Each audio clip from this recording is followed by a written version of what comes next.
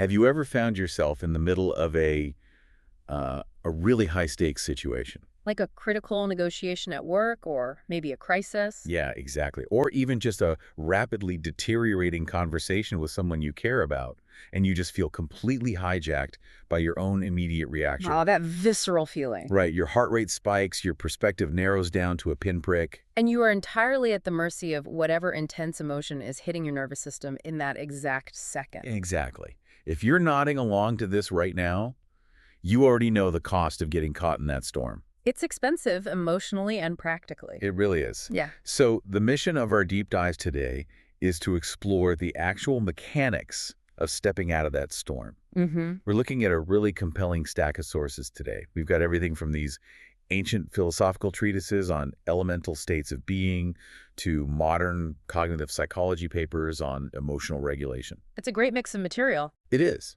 And they all center around this one concept known as the air realm. Our goal is to synthesize these sources so you can understand how to consistently access mental clarity, gain strategic perspective, and basically avoid getting lost in the weeds of your own impulses. And right out of the gate, we need to establish exactly what these sources mean by the air realm. Yeah, let's clarify that. Because it can sound a bit esoteric at first glance. We are not talking about a physical place up above the clouds. Right, it's not aerodynamic altitude. Exactly. Across both the ancient texts and the modern psychological frameworks we're reviewing, the air realm is strictly defined as a state of perception. A cognitive posture. Yes. It is a highly specific way of processing the world around you, characterized by distance, observation, and analysis. It's not a physical location you travel to. Okay, let's unpack this. Because the practical applications outlined in these sources are remarkably powerful, provided we understand the architecture. I'll be guiding us through the mechanical advantages of finding this cognitive altitude, but I am going to rely on you to keep this whole thing grounded. I can do that. We really need to probe the nuances here. I want us to actively challenge the material, look at the potential downsides of spending too much time operating purely from intellect. Which is a real risk. Because the texts are very clear that there's a distinct toxicity that develops if we aren't careful up there. I think that critical lens is absolutely necessary. The most robust aspect of this framework isn't just that it offers a method for achieving clarity. Right. It's that it provides a highly structured, systemic warning system for when that clarity metastasizes into detachment. Ooh, metastasizes in detachment. That's a great way to put it. To understand that, we should look at how the sources construct this architecture. They contrast air with the other elemental realms of human experience in a way that maps perfectly onto modern behavioral science. Yeah, let's walk through those elements. So, they describe Earth as the realm that stabilizes.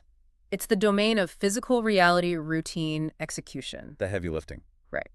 Then water is the realm that feels. It governs empathy, relational depth, intuition. Okay.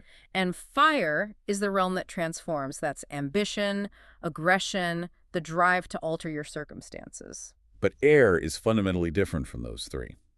Earth, water, and fire are visceral. They're heavy, involved, immediately present. Very grounded in the immediate. Yeah. But the sources define air as the realm that observes. It's the domain of thought, communication, strategy, perspective. Mental movement. Exactly. It's the space of ideas in circulation. Think of it like this. When you're operating in Earth, you're digging the trench. You're in the dirt. Right.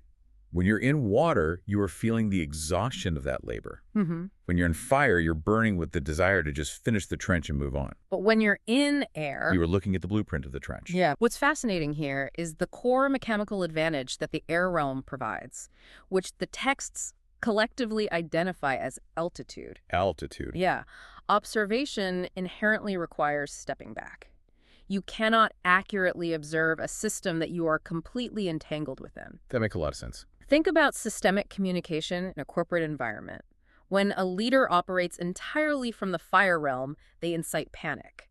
Everything is an urgent mandate to transform right now. We've all had that boss. Right. And when they operate from water, decisions might get completely bogged down in managing everyone's emotional state. Too much consensus seeking. Exactly. But when they access the altitude of the air realm, they detach from that immediate emotional friction. They are lifted above the reaction. And from that height, the sources note that the entire nature of a problem actually changes. Down on the ground, everything feels permanent, fixed, overwhelming. Almost insurmountable. Yeah. But from an altitude, concepts move. Narrative shift. Language literally reshapes meaning. It's like being trapped inside a maze. Oh, perfect analogy. You're inside the maze, hitting your head against dead end after dead end. Just reacting to the walls. Right. But suddenly, you float 50 feet into the air. You aren't just reacting anymore. You're looking down at the entire geometric layout. You see the wrong turns, you made 3 steps back. Exactly. And you can map out a precise path to the exit. That maze analogy perfectly captures the shift from tactical reaction to strategic observation. And strategy requires foresight. Which is impossible when you're panicked. Totally impossible when the nervous system is flooded. The psychological papers in our stack refer to this as overcoming amygdala hijack. Amygdala hijack. The air realm acts as the necessary buffer between stimulus and response. From this altitude, patterns become visible. You stop seeing isolated incidents. So if you're constantly dealing with crises at work, Altitude allows you to see the connections between those events. You see the repetition. You realize the crisis isn't just an unpredictable attack of bad luck. it's a predictable chain of cause and effect driven by a flawed system. Exactly. You transition from reacting to the maze to analyzing the maze. Let's shift how that buffer fundamentally alters communication, because this is where the material gets incredibly practical for you listening. Oh, absolutely.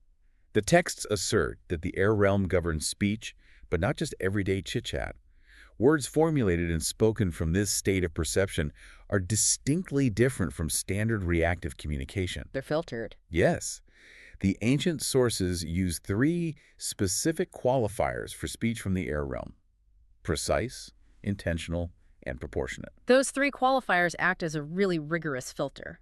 Precise means the language is exact. It strips away hyperbole and exaggeration. No more saying you always do this or this is a total disaster. Right. Intentional means the communication is purposeful. You aren't speaking just to vent frustration. Or to fill an uncomfortable silence. Exactly. You are speaking to achieve a specific outcome, and proportionate might be the most vital of the 3. How so? It means your verbal response is calibrated to the actual scale of the situation.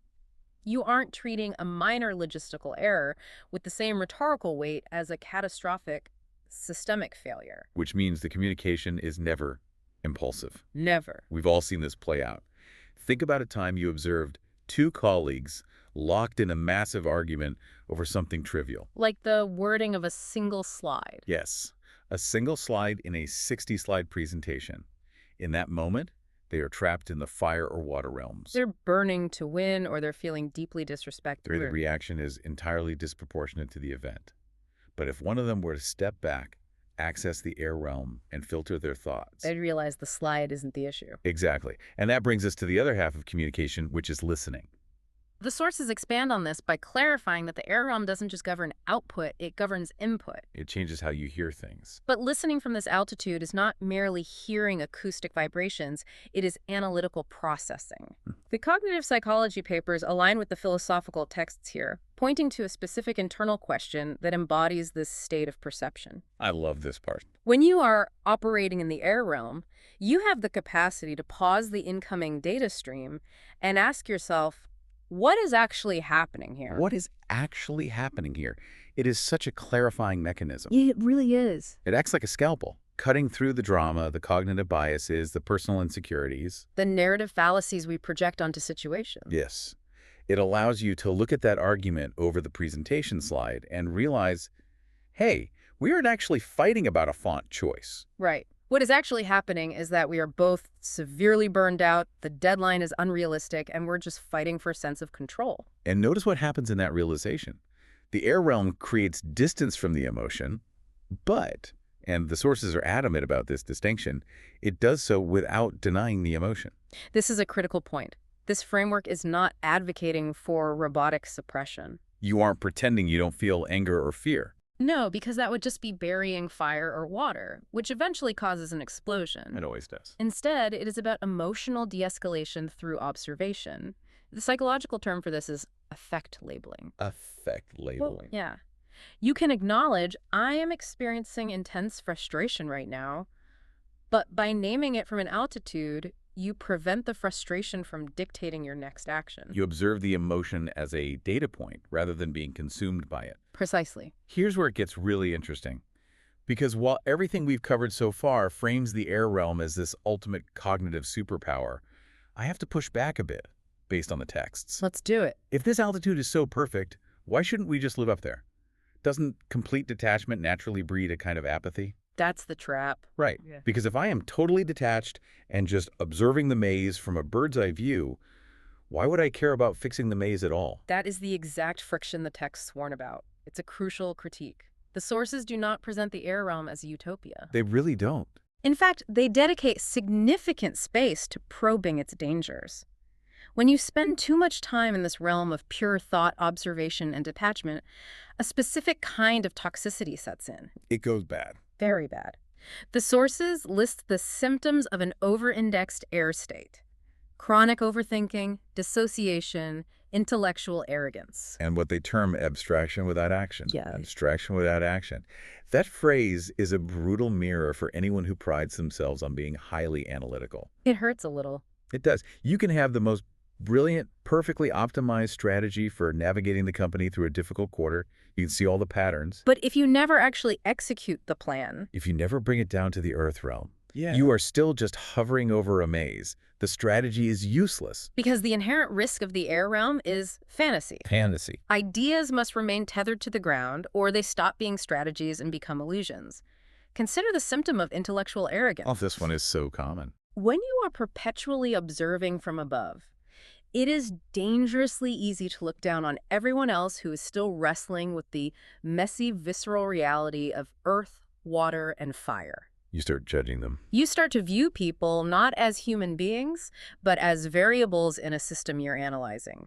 You detach from the shared human experience because you're too busy critiquing it. You become the critic in the balcony instead of the actor on the stage. You're Exactly. perfectly safe up there. You can point out every flaw in the performance, every misstep the actors make, and you feel superior because you see the whole picture. But you aren't actually participating in life. Right. And the psychological sources link this directly to dissociation. Mm-hmm. If you live entirely in the analytical mind, you sever the connection to your physical body. You ignore the fact that you're a biological organism that requires rest, nutrition, genuine, messy human connection. You abstract yourself out of your own life. This raises an important question. Let's hear it. Oh, wait, that's your line usually. But really, how do we prevent this cognitive altitude from fragmenting our reality? This raises an important question indeed, because the consensus across the texts is that the air realm only integrates a person when it remains connected to the other elements. It fragments a person when it floats too far away. Exactly. Right. So how do we ensure that we use the altitude for clarity without letting the balloon drift off into the stratosphere? The sources provide a highly specific mechanical answer to that question. For you listening, if you want to access this realm but keep yourself tethered, the physical gateway is your breath. It sounds deceptively simple. It really does. But the cognitive psychology papers we are referencing back this up entirely. They map the ancient philosophical concepts onto the neurobiology of the autonomic nervous system. It's incredible how well they align. The sources contrast two distinct physical states. When the breath is shallow and rapid, thought becomes frantic. You're locked in the immediate threat response of fire or water. Fight or flight. Yes. But when the breath is deliberately slowed, the mind fundamentally steadies. It is a neurobiological feedback loop. You cannot force mental clarity through sheer cognitive willpower when your amygdala is sounding an alarm and your nervous system is flooded with cortisol. You just can't outthink a panic attack. No. The shallow, frantic breathing is the physical manifestation of being trapped in the maze. By manually taking control of the respiratory rate, you are mechanically hacking your nervous system. You're forcing an override. You're overriding the threat response and signaling to your brain that it is safe to access the executive function of the prefrontal cortex. You are mechanically forcing the gates of the air realm to open. The texts actually synthesize this into a step-by-step operational guide. It is a practical toolkit designed for real-world turbulence. Let's break down the steps. Okay, step 1 is the physical override. Pause. Step 2, breathe. Yeah. Specifically, deliberate, extended exhalations to trigger the parasympathetic nervous system. Slowing it down. Step 3, observe the situation from the newly acquired altitude. Step 4, name what is actually happening. The affect labeling. Exactly. Step 5, do not react immediately. And step 6, let the wind clear the noise. Let's dissect the mechanics of that sequence, particularly step 4. Name what is happening.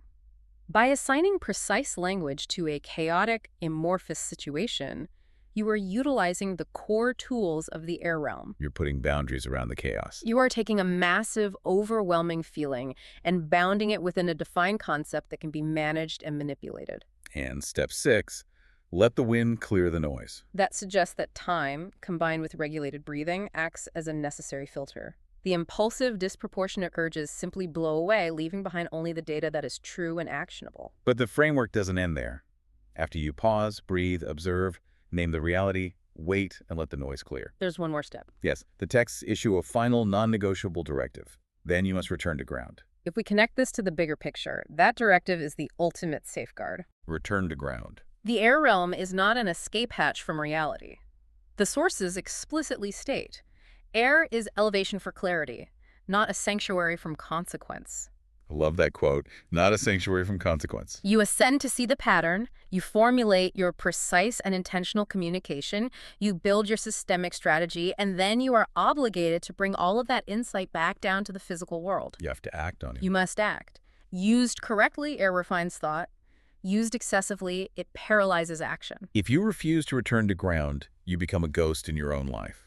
Yeah. Just haunting the edges, possessing brilliant insights that never materialize into anything tangible. A spectator. Yeah. Yeah. You have to bring the clarity you found in the clouds back down into the friction of your real-world relationships, your corporate leadership, your daily routines. You need the other elements to make the vision real. Precisely. Because the air realm is not superior to the other states of being. It's not the goal state. No, and this is the trap that highly intellectual or analytical individuals frequently fall into. They equate detached observation with enlightenment. Like it's the highest form of existing. But the texts insist that air is entirely complementary. Listen to the systemic interdependence they describe. Without the altitude of air, there is no perspective. Right. But without the heavy reality of earth, there is no embodiment or execution. Without the depth of water, there is no empathy or genuine connection. And without the heat of fire, there is no transformation or drive to change. You cannot build a life with only one tool. You really can't. You need the stability of Earth to actually construct the systemic changes you mapped out while in the air. You need the empathy of water to connect with the team members you're delivering your precise, intentional communication to. And you need the fire to sustain the energy to fix those flaws. Exactly. Air is just one mechanism in the engine. It might be the one that provides the steering wheel, but it's not the engine. And the final concept that bridges all of these elements together is what the sources call circulation. Circulation. The defining maxim is, ideas must be in circulation. Air must move, but not carry you away. Ideas in circulation. I think that is a brilliant visualization. The air realm is not a vault where you hoard your strategic insights or your brilliant observations. It's a respiratory system. Right. It operates as a circulatory system. The breath comes in, the breath goes out. The perspective is gained, the perspective is applied to the ground. A dynamic flow. It has to be constant. If the air stops moving, if you just sit on your ideas without testing them in reality, the air gets stale. The strategy stagnates. And conversely, if the wind blows too hard, If you get caught in a hurricane of overthinking and endless analysis, it uproots you from the earth entirely. it demands a rigorous, ongoing balancing act. You utilize the altitude to de-escalate your visceral reactions, to interpret data calmly, and to plan strategically. But you maintain the awareness that the entire purpose of the strategy is to be executed in the dirt alongside the empathy of human connection, fueled by the energy of ambition. So what does this all mean for you, listening right now, navigating your own complexities? The core takeaway from today's deep dive is that the air realm is an incredibly potent tool that you can access on demand. Whenever you need it. The next time you feel your nervous system hijacking your perspective, the next time you feel that frantic, shallow breathing and the urge to send a disproportionate email or aggressively shut down a conversation, remember the mechanics we've outlined. Use the physical gateway. Hack the system with your breath. Pause. Observe. Gain that altitude. Let the wind clear the noise so you can ask yourself what is actually happening. Use that cognitive distance for strategic planning and precise articulation. But always, without fail, remember to bring that clarity back down to the ground of action.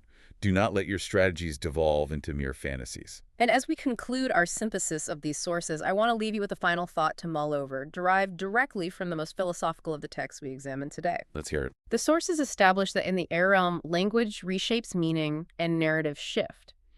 If that is the mechanical reality of this space, if the air realm is fundamentally a domain of imagination and intellect where concepts are highly malleable, then how much of the clarity and the patterns you observe from that altitude is actually objective truth? Oh, wow. And how much of it is just a temporary, comforting narrative, a story shaped by the wind of your own intellect to make you feel like you are finally in control of the chaos? Just a story you're telling yourself. It is a necessary friction to consider the next time you are entirely convinced you have a complex situation perfectly figured out from above.